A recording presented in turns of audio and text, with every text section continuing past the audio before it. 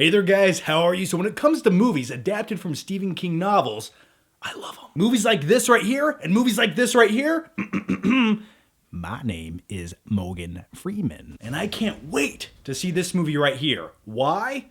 Because I have a weird fascination with clowns. Don't ask questions. Now let's talk about The Dark Tower, the latest adaptation from a series of Stephen King novels. And by the way, before we continue on, I'm starting a new thing on my channel. It's where I stop giving you the synopsis to every movie. I don't know about you, but for me, when I watch movie reviews, I hate when people give the synopsis to a movie. I already know what it's about. Please, just give me your thoughts. I'm just getting tired of reiterating the plot and the synopsis to every movie. You guys have seen the trailers for these movies. You guys know what the movies are about.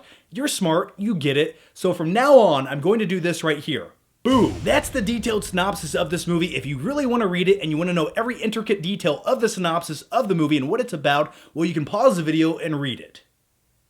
Nobody did that. Okay, let's continue on. Now, the first thing I want to mention is I've never read the Dark Tower series of novels. I've heard they're amazing, they're epic, they're adventurous, and for me, that sounds like everything I want to see in a huge cinematic universe building franchise. The main character in this movie is a teenage kid named Jake, and he's having premonitions of another dimension and a large tower being attacked. And he's also imagining and having premonitions of other things like children being abducted and alien mutated creatures wearing human skin. Yeah, all kinds of creepy shit. And the young actor playing Jake in this film essentially carries this entire film. And from an acting standpoint, I thought this young actor really portrayed the character of Jake very well, because there are a few emotional scenes in the movie where I thought he came across like a real teenage kid dealing with these issues. The things that he's doing in the movie, I believed it because it wasn't far-fetched. I was like, oh, okay, he's like a 15-year-old kid. That's how I would have handled it. And out of every character in this film, the character of Jake has the most range. And I thought the actor did a great job at covering that. And then you have the badass gunslinger of the film, played by Idris Elba. When it comes to actor Idris Elba, no matter what movie it is, he's typically one of the best things about the movie. And I thought as far as the character of the gunslinger goes, a man who's lost his ways and he's seeking vengeance and he has some badass skills, shooting guns. That's why they call him the gunslinger. Spoiler. I really liked him as the gunslinger. But my biggest problem with his character is he has this backstory and the movie skims over it so quickly to where you have trouble really caring about him as a character and becoming invested in him. And this is where I tell you about my biggest issue with the film The Dark Tower. The runtime for this movie is an hour and a half long.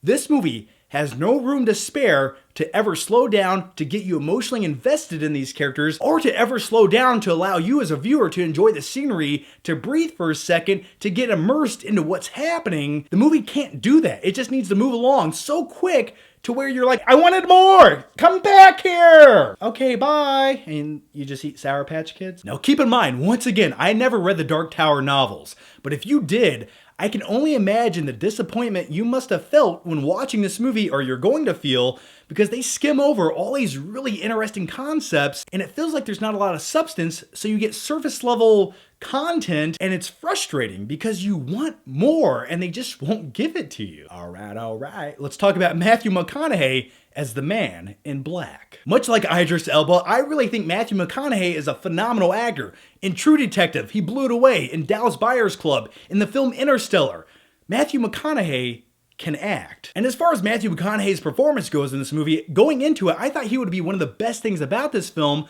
but the way that he delivers his lines and his character is portrayed in the film, he felt like a very one-dimensional, cliched bad guy who wants to do bad things for the sake of just doing them. And 90% of Matthew McConaughey's scenes in this film all take place in his evil, villainous lair. And throughout the movie, it just keeps cutting back to this same scenery over and over, where you have Matthew McConaughey giving lines just like this. All right, we gotta get the boy. Where's the boy? Where's the boy? Stop breathing. All right, we gotta get the boy. Where's the boy? So essentially, that's mostly Matthew McConaughey's performance in this movie. I was very underwhelmed by it, but I will say there are a few cool scenes where he uses his magical and mystical powers to fight Idris Elba. And those are pretty cool. Now let's very quickly talk about the runtime of this movie being an hour and a half long, where they skim over everything that I felt was really cool and don't really give you much substance on all these really interesting concepts. And I think it's absolutely crazy that they try to cram all these novels, or at least the majority of these novels, to start up this new cinematic universe into one movie that's an hour and a half long, that has so much source material to build off of. This movie came across like an obligation to the filmmakers who created it. It felt like the studio behind it just wanted to rush it out for the sake of saying it exists. Now we have a reason to make more movies and more sequels. Now, here are my final flicking thoughts on The Dark Tower. Now, I know the novels that this movie's based on are for adults and people who love fantasy, adventure, post-apocalyptic things. But this movie, it felt like one of those young adult book adaptations for teenagers. It felt like whatever the fuck what was that called? This movie? I don't remember. And I truly believe the studio behind this film thought if they capitalize on that audience of people and that demographic, they don't really need to cater to the hardcore fans of the source material that this movie's based on. Was The Dark Tower a bad movie? No, this isn't a bad movie. It's a fairly entertaining movie at times, but the best way to describe this movie is it's sufficient. This is a sufficient movie that you won't remember next week. But I will say my favorite portion of this movie is when Idris Elba goes to Earthrealm. Is it called Earthrealm in the book? I don't know. Maybe I watched too much Mortal Kombat. But when his character shows up in modern day New York, it's the classic fish out of water story. It's almost like Coming to America meets Last Action Hero. No way, Slater. Please, listen to me. It won't work, you hear me? You can't play chicken in real life. You'll crash. Out of the car, amigo. So I'm going to give the movie The Dark Tower, ugh. Like I said, this movie skims over everything as quickly as it possibly can, and it never allows you as a viewer to get immersed into these situations, to care about these characters.